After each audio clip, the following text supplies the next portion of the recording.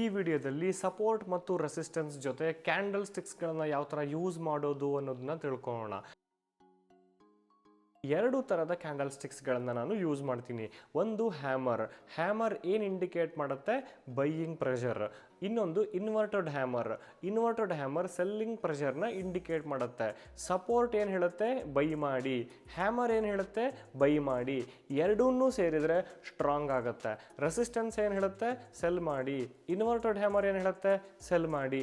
ಎರಡೂ ಸೇರಿದರೆ ಸ್ಟ್ರಾಂಗ್ ಆಗುತ್ತೆ. ಸೊ ಇದರ ಅರ್ಥ ಏನು ಅಂದರೆ, ಹ್ಯಾಮರ್ ಕ್ಯಾಂಡಲ್ ಸಪೋರ್ಟ್ ಹತ್ರ ಆದರೆ, ಇನ್ವರ್ಟೆಡ್ ಹ್ಯಾಮರ್ ರೆಸಿಸ್ಟೆನ್ಸ್ ಹತ್ರ ಆದರೆ ತುಂಬ ಸ್ಟ್ರಾಂಗ್ ಆಗಿರುತ್ತೆ. ಮಲ್ಟಿಪಲ್ ಕನ್ಫರ್ಮೇಷನ್ ಟ್ರೇಡ್ ಆಗುತ್ತೆ. ಫಾರ್ ಎಕ್ಸಾಂಪಲ್, ಸಪೋರ್ಟ್ ಇದೆ, ಮಾರ್ಕೆಟ್ ಬರ್ತಾ ಇದೆ, ಇಲ್ಲಿ ಹ್ಯಾಮರ್ ಕ್ಯಾಂಡಲ್ ಫಾರ್ಮ್ ಆದಾಗ ಪ್ರೈಸ್ ರಿಜೆಕ್ಟ್ ಆಗಿ ವಾಪಸ್ ಮತ್ತೆ ಮೇಲ್ಗಡೆ ಬೌನ್ಸ್ ಬ್ಯಾಕ್ ಆಗಿದೆ. Support plus hammer, multiple confirmation. So ಅದೇ ಥರ ರೆಸಿಸ್ಟೆನ್ಸಲ್ಲಿ ಇನ್ವರ್ಟೆಡ್ ಹ್ಯಾಮರ್ ಕ್ಯಾಂಡಲ್ ಫಾರ್ಮ್ ಆಗಬೇಕು. ಇದು resistance plus inverted hammer. So ಇಲ್ಲಿ ನನಗೆ ಇನ್ವರ್ಟೆಡ್ ಹ್ಯಾಮರ್, ಇದು ನನಗೆ ಮಲ್ಟಿಪಲ್ ಕನ್ಫರ್ಮೇಷನ್ ಟ್ರೇಡ್ಸ್. ಇದು ನಾರ್ಮಲ್ ಸಪೋರ್ಟ್ ಆ್ಯಂಡ್ ರೆಸಿಸ್ಟೆನ್ಸ್ಗಿಂತ ಯೂಸ್ ಮಾಡೋಕ್ಕಿಂತ ಮಲ್ಟಿಪಲ್ ಕನ್ಫರ್ಮೇಷನ್ ಟ್ರೇಡ್ ಆಗುತ್ತೆ. ಸೊ ಈ ಕ್ಯಾಂಡಲ್ ಸ್ಟಿಕ್ಸ್ಗಳು ಫಾರ್ಮ್ ಆಗೋದು ರೇಯರ್ ಬಟ್ ಪವರ್ಫುಲ್. ಇಲ್ಲಿ ಕಾಮನ್ ಮಿಸ್ಟೇಕ್ಸ್ ಏನು ಮಾಡ್ತೀವಿ ಅಂತಂದರೆ, ಫಾರ್ ಎಕ್ಸಾಂಪಲ್ ಮಾರ್ಕೆಟು ಈ ಸಪೋರ್ಟ್ ಆ್ಯಂಡ್ ರೆಸಿಸ್ಟೆನ್ಸ್ನ ಬಿಟ್ಟು in between hammer and inverted hammer form ಆದರೆ ಇದಕ್ಕೆ ರೆಸ್ಪೆಕ್ಟ್ನ ಕೊಡಬೇಡಿ. ಸೊ ಇನ್ನು ಈ ಸಪೋರ್ಟ್ ಆ್ಯಂಡ್ ರೆಸಿಸ್ಟೆನ್ಸ್ಗಳನ್ನು ಬಿಟ್ಟು ಈ ಕ್ಯಾಂಡಲ್ಸ್ಗಳು ರೆಸಿಸ್ಟೆನ್ಸ್ ಆ್ಯಂಡ್ ಸಪೋರ್ಟ್. ಆಗಲೇ ನಾನು ಹೇಳಿದೆ, ಸಪೋರ್ಟ್ ಹತ್ರ ಹ್ಯಾಮರ್ ಆಗಬೇಕು, ರೆಸಿಸ್ಟೆನ್ಸ್ ಹತ್ರ ಇನ್ವರ್ಟೆಡ್ ಹ್ಯಾಮರ್ ಆಗಬೇಕು.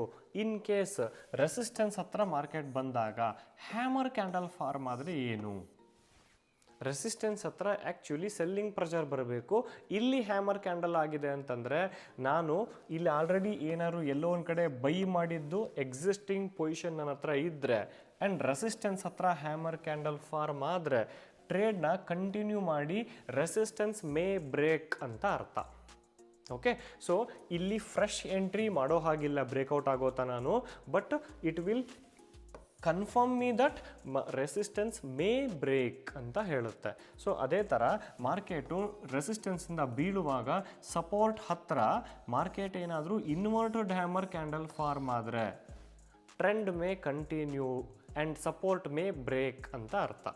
ಇನ್ನು ಮುಂದಿನ ವಿಡಿಯೋದಲ್ಲಿ ಸಪೋರ್ಟ್, ಕ್ಯಾಂಡಲ್ ಸ್ಟಿಕ್, RSIನ ಯಾವ ಥರ ಯೂಸ್ ಮಾಡೋದು ಅನ್ನೋದನ್ನು ಕೂಡ ನೋಡೋಣ.